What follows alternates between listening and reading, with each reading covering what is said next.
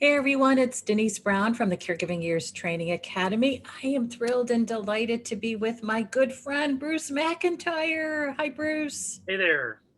So, you are presenting at our upcoming conference, Our Resilient Spirit, on April 9th at noon Central Time, 1 p.m. Eastern Time. Yeah. It's an honor to have you present again. You've presented at the 4 national caregiving conferences that I hosted, and I actually met you probably about 7 years ago in Oklahoma City at a conference. You're the author of a great book called Thrive Anyway, and you're going to talk to us about resilience because it's a conference about resilience. So Yes. I'm curious, what do you think about resilience these days? So this idea, there are several, and one is just it's basically two steps forward, one step back. You know, Yeah. um, because it's not all up and to the right. Even the title of my talk, "The Upward Spiral," sounds like that sounds like cream puff stuff there, you know. But the upward spiral, it's really, I mean, in my experience and what I see in most people is, it's one step forward, two steps back part of the time, and two steps forward, one step back, and hopefully it's more the two and the one. But yeah, you get knocked back some, but it's all about just not quitting. It's practicing persistence.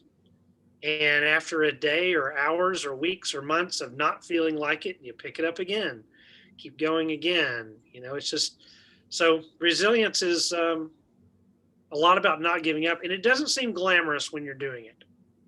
I think it's only when someone else tells your story or only in rare moments of reflection that you're like, I'm proud of myself for that. You know what's interesting? It's about not quitting on ourselves. Yeah. So maybe there's a project that we decide not right now or not ever after we gave it our best, I'm going to give it my best shot. But it's this idea that maybe this project wasn't the right time, right fit.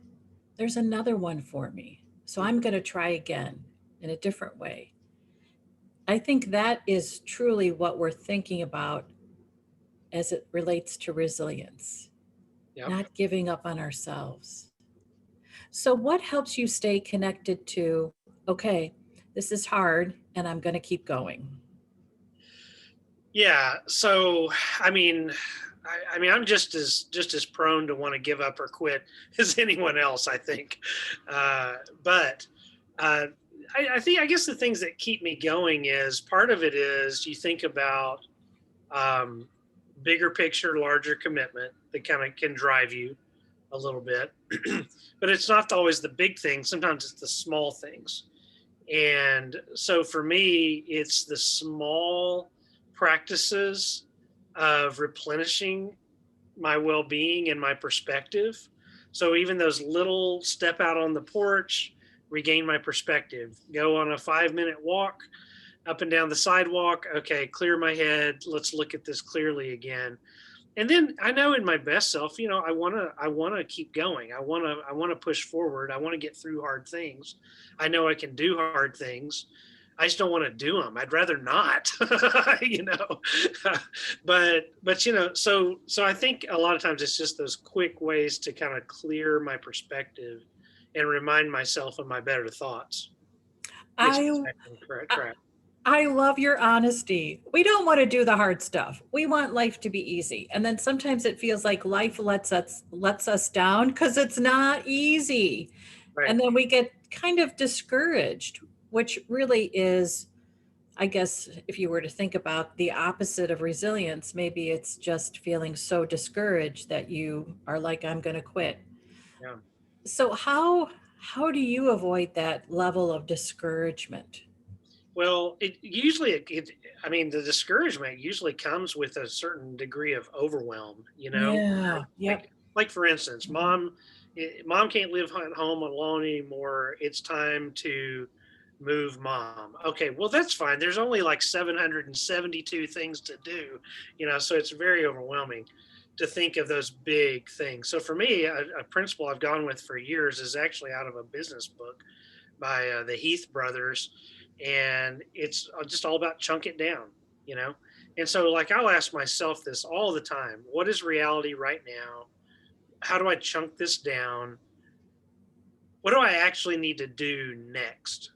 Not what I need to do entirely. I can't, it's too much. Just what's the next right thing to do? That's all. Only one thing, you know? Years years ago, we actually had a phone conversation and you shared that insight, and that's what I remind myself I to thought this day. so. Where I'm like, "Oh my god, I have to do everything all at once. I've got to accomplish this to-do list of 100, and I better get it done in the next 10 minutes." Then I remind myself, Bruce says, "What's the next right thing to do? It's just one thing." But I ask myself that all the time. I've been asking myself that question for 20 or 30 years. I don't know where I heard it. It's fairly common knowledge, I guess. It's just one I latched onto. It it is common knowledge, except in that moment of stress when you're overwhelmed, it's actually not common knowledge. No, We do have to we do have to remind ourselves and pay attention to that moment and say, "Okay, I am overwhelmed because I'm trying to do everything." I don't have to do everything. I just have to do one thing. yeah, I'm also reminded that it's the small steps that create the big leap. And we don't get that big leap without the small steps. yeah, absolutely. So, what's a small step that you take every day? So, small step for me is in the first hour of the day, my morning routine Mm. before anyone else is up, almost invariably. And not everyone's an early riser, so maybe yours comes at some other time of the day. But for me, it's first thing, and it's I do a little bit. I put myself in just a little bit of a spiritual position to. That can mean a number of things. It might be a walk. It might be a prayer. It might be a reflection or a reading or contemplation.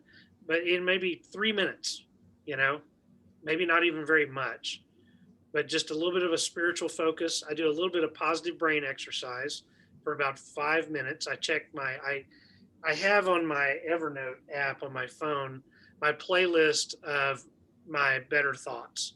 And I pick one every day and I just look at it, and it's just a little list of better thoughts that I have, and then I do a little brain exercise, usually Elevate or Sudoku or the vocab app or something like that, and a little bit of cardio,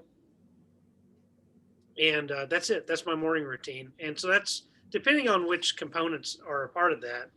That could be 20 minutes. It could be up to an hour, depending on how much time I have and how early I got up and all that. But the components of it, even if they're brief, are very energizing to me.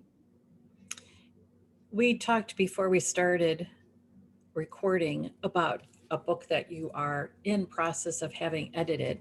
Right. And it seems to me that you actually just gave us another book because you shared this really great book title, which is Better Thoughts. I mean, that's a book right there. Yeah. Yeah. It's the Yeah. pick. Oh, go ahead. Oh no, I've used that phrase a little bit. I did a blog post on it, Better Thoughts playlist, and of course, then you also see other people pick up on the idea. I've seen somebody also who has a book out very similar to that, but it's but yeah, no, I think it's easy to play your bad thoughts playlist, Oh, your yeah. shame playlist, your uh, beating up on yourself playlist, your things you can't do playlist, the things you wish you should be doing, and whatever. But there are a lot of easy wins, and I that that's what helps me probably more than anything else is intentionally finding the easy wins and the easy practices. And then when I do enough of those, I do feel like doing the big stuff, or the little ones add up to big stuff. You know, so I think it's a daily intentional practice of small stuff. Which actually turns into your practice of resilience. I think so. Yeah, I think so too. And I think when we look at resilience as something that we can take care of, then it's available for us when we need it. And what Absolutely. you're shoring up resilience every day because of your morning practice. I think so. I think so. There's this old quote. You probably remember the book from, I don't know, 30 years ago or so, maybe 40 years now. Goodness, The Road Less Traveled, M. Scott Peck, which was a bestseller, really great psychology book. But one of the things that he said in there that has always stuck with me is, is something like, problems do not go away. They must be worked through, or they remain forever a barrier to the growth of the spirit. Wow. Yeah. And it's really true. I mean, there are things in our caregiving situation that for those of us that are problem fixers are not problems to solve. We can't solve them. We only can manage them. They're tensions to manage. But all these things, whether it's personal caregiving inside of us or outside of us, I don't know, that quote from M. Scott Peck resonates with me because, uh, we have to face these things, work on them, and as we do, we grow. As we do, we are resilient. You know, I think sometimes we look at these problems as a judgment on ourselves, going into that should. Well, I shouldn't have these problems. I'm the only one that has these problems. And the recognition that problems are a part of our day or a part of our life and are just need our attention to work through really frees us up from those right? really negative thoughts about the problems. I've never met anyone who didn't have some problems. Yeah, I know. Yeah. I go ahead. but so often I think we kind of think of it as like a character flaw that we have had problems, but that's not it. I think that's a symptom of why perfection makes such a horrible friend, you know, because it's impossible. But there's this standard of perfection that makes, if we have a problem, then we feel ashamed of that, or and then, but it's a thing to work on, you know. Yeah, that's all it is. I think sometimes social media does present situations that are problem free, and that's awesome, but it's not the reality. And it's okay to talk about our problems because everybody has a version of a problem. Okay, this was great. Thank you, Bruce. For those of our viewers who'd like to be in touch with you, what's your website address? BruceMcIntyre.com. And Okay, it's BruceMcIntyre.com. and you can connect with Bruce on Friday, April 9th at the Caring Conference, Our Resilient Spirit. He's going to present his perspective and his lessons learned about resilience at noon Central Time, which is 1 p.m. Eastern Time. I'm so looking forward to it, Bruce. Thanks so much. Yeah, thank you, Denise. And for those of you who'd like to join us, you can go to caringourway.com. You'll see our complete list of workshops over a 2-day period, April 9th and April 10th. If you are going to join us for CEUs, it's a flat fee of $20. Otherwise, it's free to register. We look forward to connecting with you then and talking more about our resilient spirit. Take care, everyone. Bye-bye.